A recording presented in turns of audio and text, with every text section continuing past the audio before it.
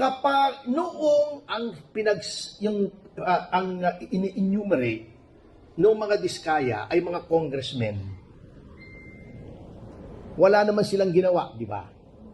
Noong si Hernandez at si Alcantara ang nagbanggit, mga senador, di ba ang DOJ finreeze agad through the AMLAC yung mga bank accounts ni Senators Joel Villanueva, Jinggoy Estrada, pati ba si Cheese na freeze?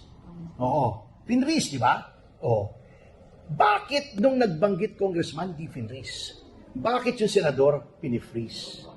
Bakit yung NBI, although hindi na blue ribbon ito which is under the DOJ, ang nirekomendang filean, 3 senador, pero sa dami ng congressmen, 2 lang ang pinapafailan.